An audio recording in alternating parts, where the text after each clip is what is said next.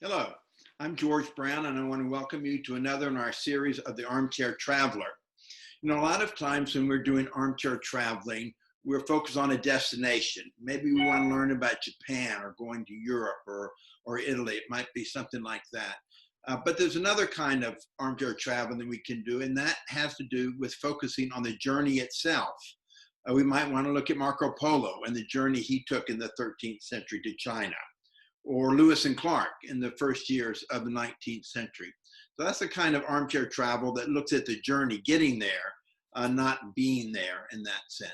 And today that's what we're going to do. We're going to look at a different kind of armchair experience by focusing on what I'm calling crossing the pond. Now, when we say that today, we're referring to the Atlantic Ocean, but we know it hasn't always been a pond easily crossed. And so today we'll be looking at that, going through that pretty quickly, kind of doing a survey. And one of the things I want you to be thinking about is the reality that with armchair travel, you could pick up a theme from almost each of the slides that I'll be presenting and drill down in that. So the tremendous variety of topics and themes that you could follow just around the idea of the Atlantic Ocean. Now, there are different books that I've used in preparing for this. One is a book just called Atlantic by Simon Winchester. It's a very interesting book because he talks about the Atlantic from a variety of perspectives. The geology of it. He says that the Atlantic Ocean has a lifespan of maybe 300 million years, and we're right in the middle of that lifespan. So he talks about the geology, the formation and the ecology around the Atlantic. He talked about the fishing, the military battles, the settlements across the Atlantic, both directions. So it's a very interesting book if you're interested in digging in a little deeper to the Atlantic Ocean itself. In terms of travel, another book that I've looked at is one called The Liners, A Voyage of Discovery. You know, as it turns out, sometimes a coffee table book is worthwhile more than just for the pictures in it. And that's the case in this one. Liners, A Voyage of Discovery. It has all the pictures, but it also has a very intriguing narrative of the history of ocean travel across the Atlantic Ocean. So those are two books you might want to think about. And again, as we've said before, tremendous amount of possibilities on the internet as well. So we'll be looking at kind of a quick history of the 500 years, really it's been, of transatlantic travel. And that's what I'm calling it, from the Santa Maria, you know that from 5th grade, Santa Maria, Columbus's flagship, to today's Cunard Line flagship, Queen Mary II.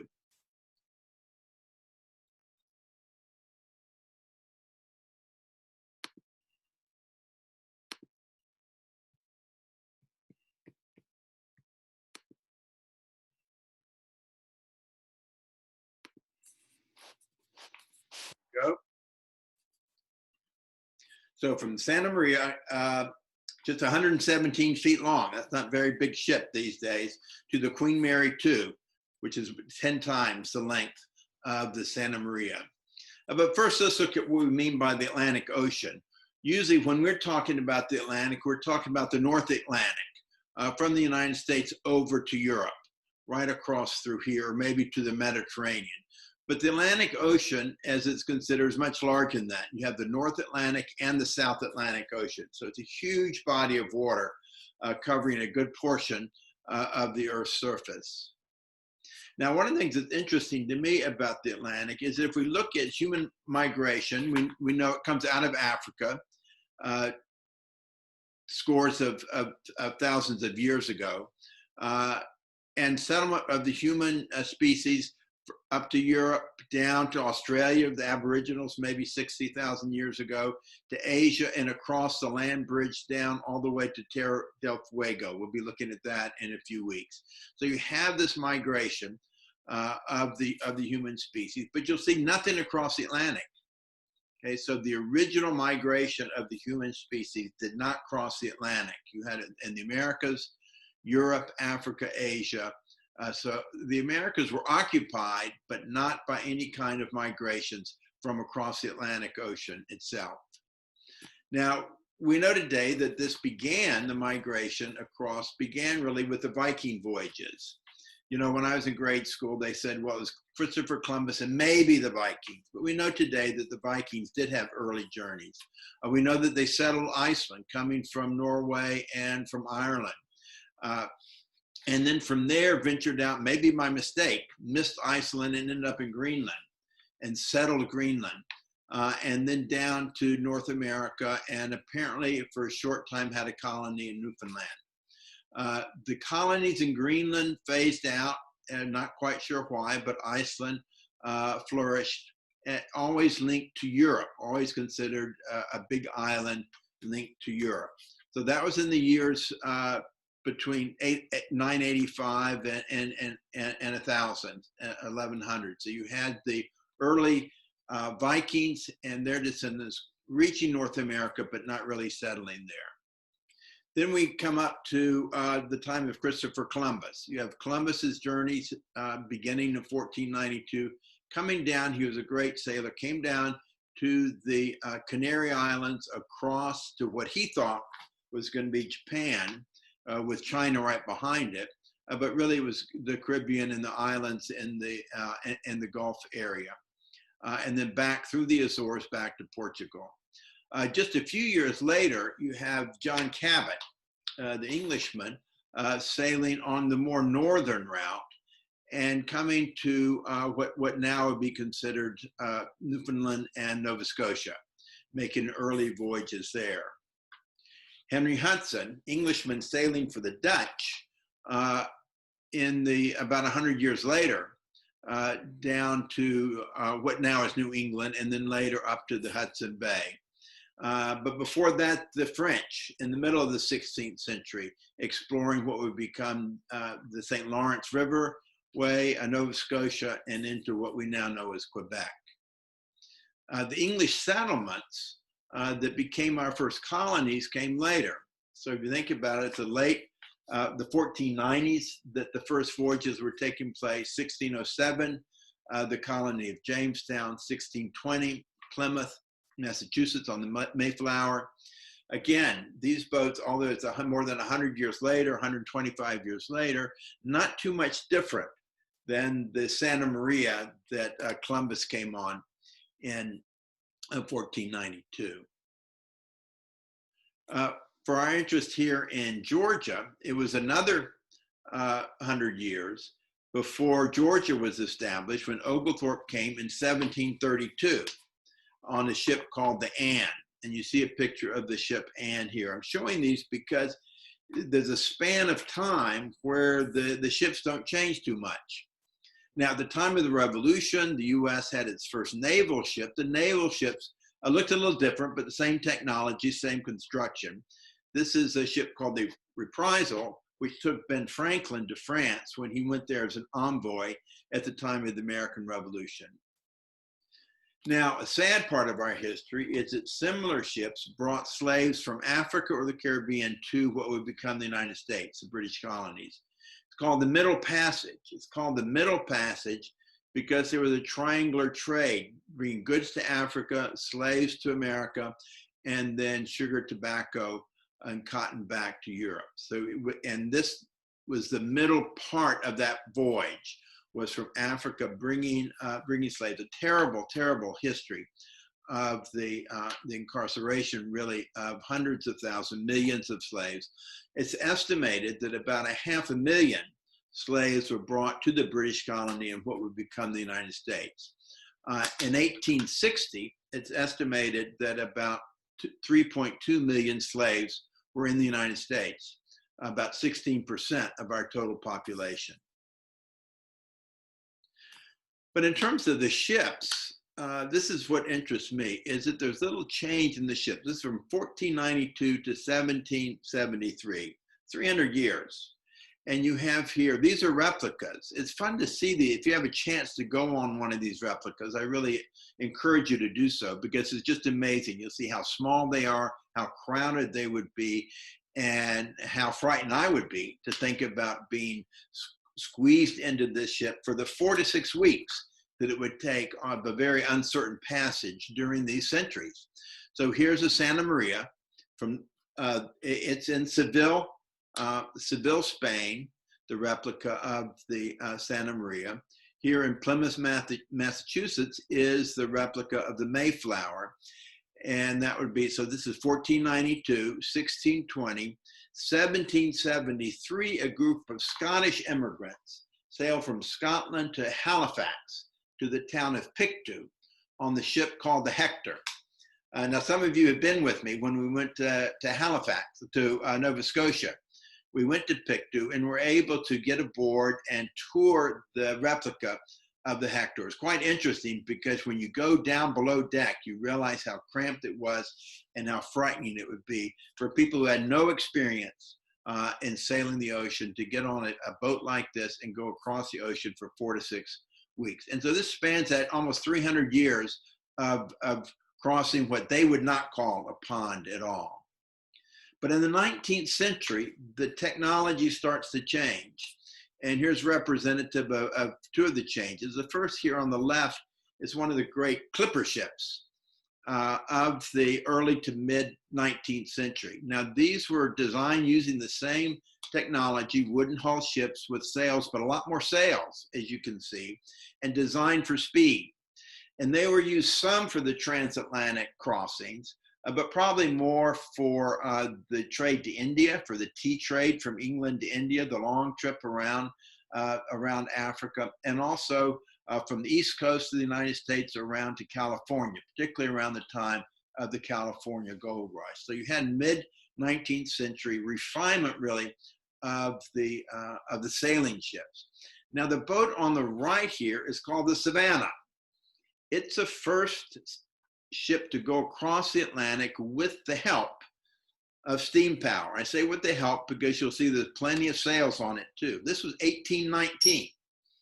Remember, Robert Fulton sailed or took a steamer up the Hudson River for the very first time in 1807. So there was a good deal of work with river steamboats, but not on the ocean until beginning 1819. And you'll see that it's a paddle wheel design, like we're familiar with still on the Mississippi River. So it was an outboard paddle wheel with the steam, the smokestack here, to supplement the sailing. But this is the beginning of what will become a new era in transatlantic travel. So that was 1819, the very first one. The technology moves very quickly. 1837, a tremendous breakthrough in terms of the size of the ships going across the Atlantic. Remember, the earlier ones were about 100 to 150 feet long. Here we have in 1837, the Great Western, 250 feet long and could take 130 passengers. Again, you see it has the riggings for sails, but it becomes more dependent on the steam power to take it across the Atlantic. 1843, the Great Britain, the ship the Great Britain, again longer and now 360 passengers. And the transatlantic crossing has been reduced from what was 4 to 6 weeks to maybe 2 weeks. It becomes much more dependable. So you start having scheduled service rather than just kind of random when the ship comes in, it'll go. But the lines, the shipping lines started to post schedules for when a ship would be going across the Atlantic. So you see here on the left, the picture of the Great Britain, excuse me, when it was launched, 1843. This is the Great Britain today. It's tied up in the harbor in Bristol, England. Fascinating story. The Great Britain was used quite extensively in the middle to the latter part of the 19th century, mainly taking immigrants from England to Australia. And then it was abandoned, it was shipwrecked, abandoned in the Falkland Islands. But in the 1970s, the people of Bristol said this ship was built in Bristol, we should bring it back. So they restored it, took it back to England, and you can go on it now. Jill and I had the opportunity with the Friendship Force in Bristol, England, about 10 years ago, maybe more than 10 years ago, 15 years ago. We actually had a dinner party on the Great Britain. It's fascinating to be able to go on board, to have a tour of it, and then sit down in the main hall and have a catered meal. It goes on from there. So here, 1843, 325 feet, 360 passengers. By 1889, the length is almost doubled to 600 feet and 1,500 passengers. And you see a design that's beginning to look like the great ocean liners that we're familiar with. So this was a White Star Line with the ship, the Majestic. Now, in the 20th century, you had a lot of competition as the ships became bigger, faster, more dependable, and as demand for passengers increased as well. So you had luxury, you had speed, and you had size. And these ships could get in the early 20th century, got up to being able to cross in 4 or 5 days, so they were fast. You had two competing lines, primarily the White Star, the English lines, the White Star Line, the Olympic and the Titanic. And we all know the story of the Titanic. You'll find these great posters on the internet. I think I'd like to get one to put on my wall, maybe. Titanic, the world's largest ship. It had some sister ships that had better luck, better history than the Titanic. But here it is, Southampton to New York, Titanic, the world's largest ship. That's the White Star Line.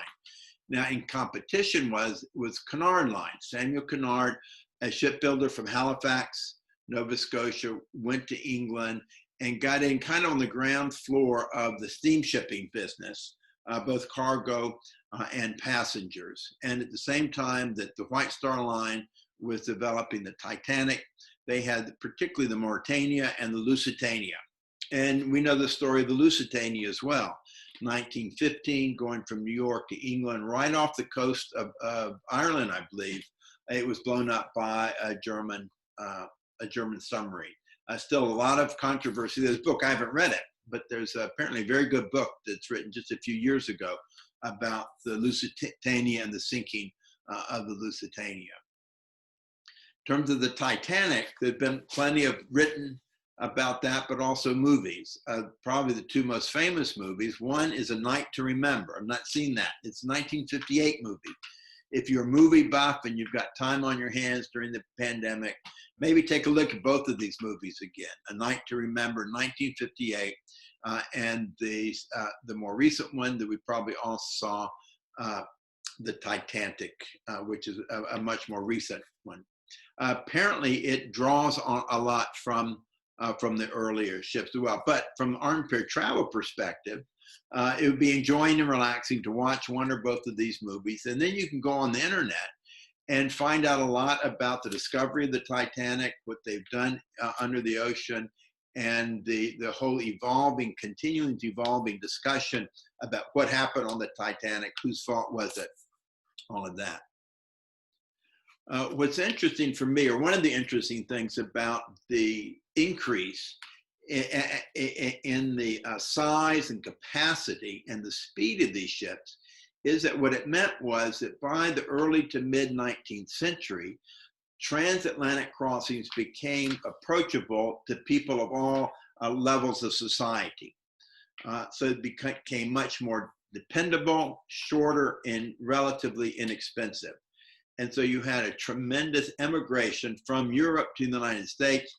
It was both the shortage of labor in America, the shortage of jobs in Europe, but also the ease of travel. So without this revolution of the 19th century and transatlantic crossings, would not have been possible to make this migration of people. 1880 to 1924, 26 million people came to America. A lot of them from Germany. We think in terms of America having been settled by Britain. Well, that was true in the 18th century. But when we came to the middle of the 19th century, early 20th century, many more people coming from Germany, Ireland, Italy, and other places. I was in Germany, in northern Germany. The port city of Bremerhaven has a really excellent museum about the people leaving Europe to come to the United States. It's kind of the mirror image of the Ellis Island, which is about receiving. This is about the people leaving. If you're ever in that part of Germany, I highly recommend going to it. Here's a mock-up of a dining room. And they have these mock-ups. You can go in and look at the journeys. They have directories of the ships. You can look in on that. They have mock-ups of all different classes, the luxury to the steerage. The steerage class, and the Titanic movies show the different classes too, but the steerage class, so you have first class, second class, maybe third class, and then steerage. Steerage basically was the decks that were used for cargo. But on the westbound, going from Europe to the United States, where there's tremendous demand for cheap passage, they would sell space in the steerage, very packed, very crowded. And then on the eastbound, when there was not the demand for the low-cost passage, they would use it for cargo.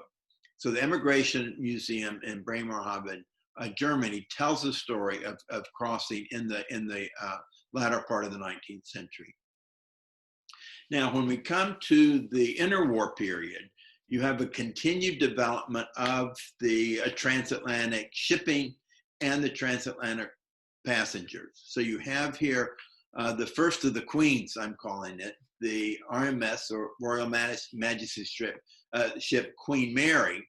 It was developed by and launched by the Cunard Line again. It could go 30 knots and take 2,100 passengers, and was the epitome of the luxury, but also the capacity of the day. One of the, you see it here, with its size being contrasted with an earlier ship, showing how much larger it was. And here you see, on the right, you see the length of the Queen Mary compared with the height of famous tall structures, taller than Eiffel Tower, almost as tall as the Empire State Building. So it's an interesting marketing, emphasizing the size of the Queen Mary, 1936. One of the slogans that was developed by Cunard at this time was "Getting there is half the fun." So here, what was going on was an emphasis on the luxury, the comfort that can now be counted on for your transatlantic crossing. Come a long way from the 4 to 6 miserable weeks of uncertainty crossing the Atlantic to 4 to 5 days of comfort and luxury, where getting across the ocean, crossing the pond, became enjoyable as a journey in of itself. Now, it's interesting, this is just an aside, during World War II, the big passenger ships were converted by their governments to troop carriers. If you think about all the American troops that had to be taken from the US to the Pacific or to the European theater, and what they did was, this is a Queen Mary. The luxury trappings were all removed. It was painted different color, and the troops were packed in. It would take 15,000 troops, a full division, a full infantry division, would be packed in 4 or 5 days across the ocean to England. Its sister ship, Queen Elizabeth, the first Queen Elizabeth ship, was actually launched in 1940, right when the war began. So it began as a troop ship. There's one thing I meant to tell you about the Queen Mary. The name Queen Mary, it's a legend, but there's some indication it might be true, is that the head of Cunard Line, when they build the ships, they don't reveal the name until the very end. And so shortly before it's being launched, the head of Cunard Line was having dinner with King George V, and the plan was to name it for Queen Victoria. And he was at dinner with King George, and he says, "I'm pleased to say that we're going to name the ship after our favorite queen." He was thinking Queen Victoria. Well, King George was thinking his wife, Queen Mary. And he said, "Oh, she will be delighted." And so they had to name it Queen Mary. Don't know if that's true, but it makes a good story. Today, the Queen Mary, the original Queen Mary, is a hotel in Long Beach, California. I've not been there, but in addition to being a hotel, it apparently has a very nice museum where you can see what the original ship was like. Now, in the 1950s, after the war, I should just say after the war, you had the return of the big passenger liners. And the US entered this with the production of the United States, the ship, the United States. It was paid for in part by the Pentagon because they realized after World War II that they should have ships that could be converted to troop carriers. They depended on the English ships during World War II, wanted to have ships that could be used. So they subsidized the production of the United States, which was designed for speed. and it set the record. 3 days, 10 hours, New York to Southampton. Tremendously fast ship, going almost 40 miles an hour all the way across, from 1952 to 1969. And you see down below, since it was retired in 69, it's been tied up at the harbor looking for a new life. And if you go on the website today, you'll find this rendering you see on the right of a proposed hotel museum complex that the United States could become. It's not been finalized. It's an expensive proposition, but the owners are looking for someone to invest in that and to tie it up somewhere. Now, the Queen Elizabeth II, 1969 to 2008, really was a transition to a new era. It was built right at the end of the era of the transatlantic ocean liners, where their purpose was to provide people with inexpensive or luxurious but efficient, quick travel across the Atlantic Ocean. And the Queen Elizabeth II was launched right at the end of that era. It ended because of the emergence of the jet age. But what happened, as we all know, the ships did not go out of existence. Rather, their purpose changed. Rather than becoming the way to cross the Atlantic Ocean, they became floating resorts. And the QE2, from 69 to 2008, was one of the premier early cruise ships around the world, across the Atlantic, but also Australia, New Zealand as well. Now, what happened in the late 50s to mid 60s is that you had another revolution in transportation. It's really the jet age. And the transatlantic voyages that we've been talking about really were replaced by what we now refer to as crossing the pond, 7 miles above the ocean. You see airplanes, I'm sure you've been on some of these. Here's the Boeing 707, the large Boeing jet in the late 50s, early 60s that really introduced widespread transatlantic flights. You have then in the early 70s, down the lower left, the 747, which really became for a long time the workhorse of the transatlantic crossing the pond. With the wide body, could take 300 or 400 passengers, and served until, for Delta, they just retired their last 747 this year, I believe. Now, another plane, I don't know if any of you ever flew on it. I didn't. It came to Atlanta once, I think. This is the Concorde, built the joint project between England and France as a supersonic transport.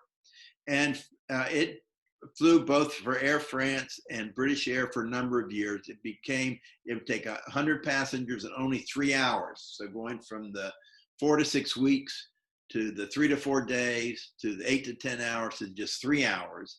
But very inefficient, only had 100 passengers, had limited places it could go because of restrictions on supersonic flight.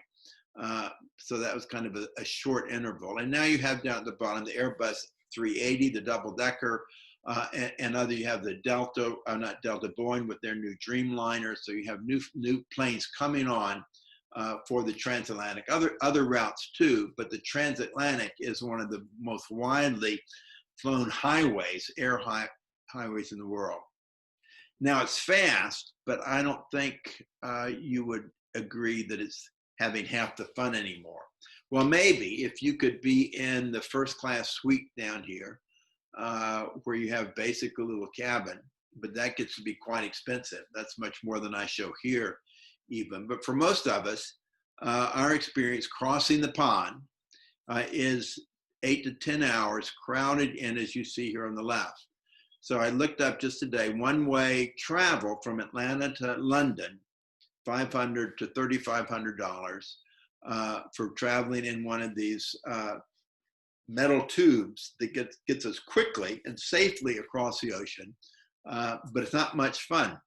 You're crowded. And for the most part, we arrive jet-lagged and also exhausted.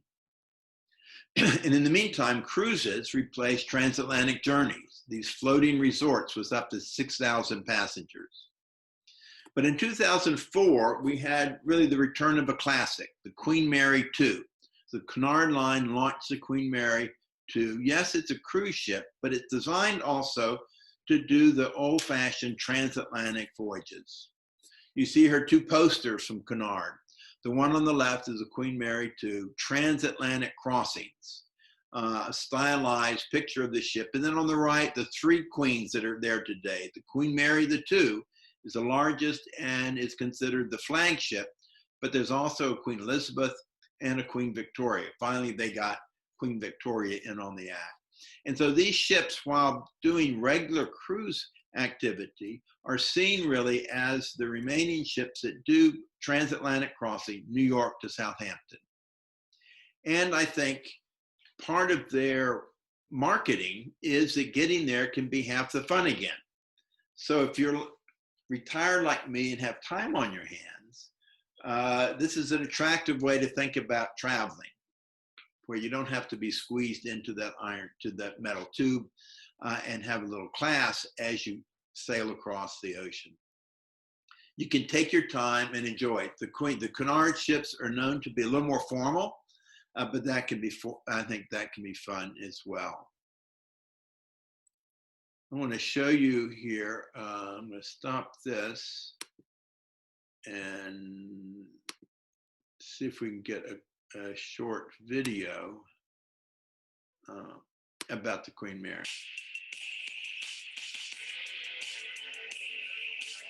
Few ships have the kind of glittering glamour of Cunard's Queen Mary II, which is fresh off a $132 million stem-to-stern refresh.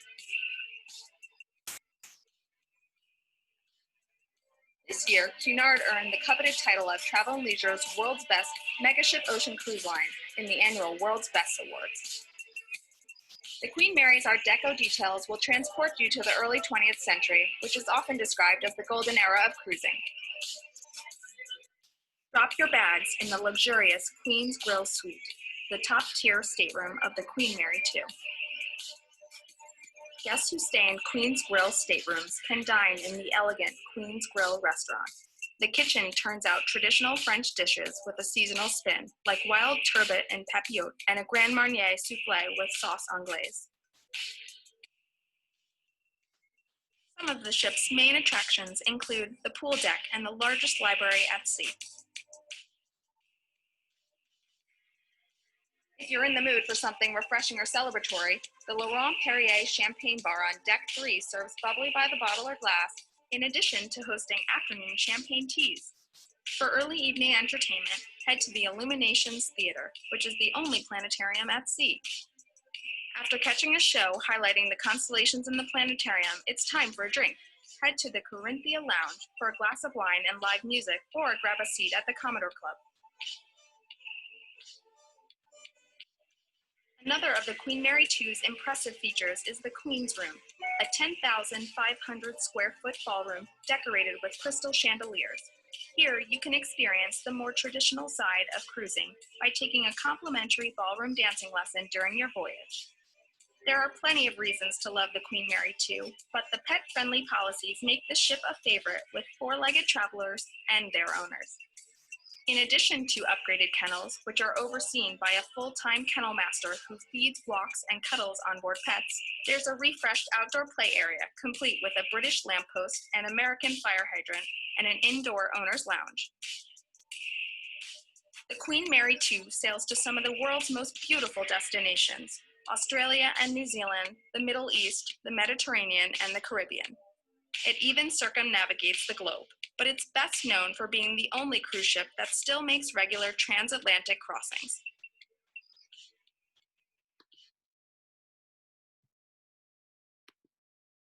That gives you just a little flavor for the new Queen Mary II. The reason I wanted to tell you about that one is that I would like to invite you to consider coming with us. We're going to be taking a group on the Queen Mary II October 15th to October 22nd, 2021. Now you might say, well, how do you know it's going to be safe to travel then? Well, we don't. But people are thinking about traveling in the future. It's a year away, a little more than a year away. And so there's a good chance that we would be able to make that journey, October 15th, 2021. We'll board it in New York, and 7 days later, we'll get off in Southampton, and then we'll have 8 days touring some in England. So if you're interested, I hope you'll let me know. about that. But I'll be sending out more information about that when we get closer to it. But it simply is a way of saying that, you know, the journey across the ocean, which has really caught the imagination. If you go back to Columbus, the Mayflower, to the great liners of the 20th century, the big sailing ships that brought our ancestors in the 19th century, all of this, there still is something to me anyway about getting on the ship, being on the ship as it sails across that great ocean. Now, next week, we'll be looking at Europe specifically, and we'll be going to Salisbury, England. I'm calling this Cathedral Connections, of particular interest in sharing with you some ideas and experiences I've had in Salisbury. So I invite you to join us for that next week as we continue our series on armchair travel. Thank you.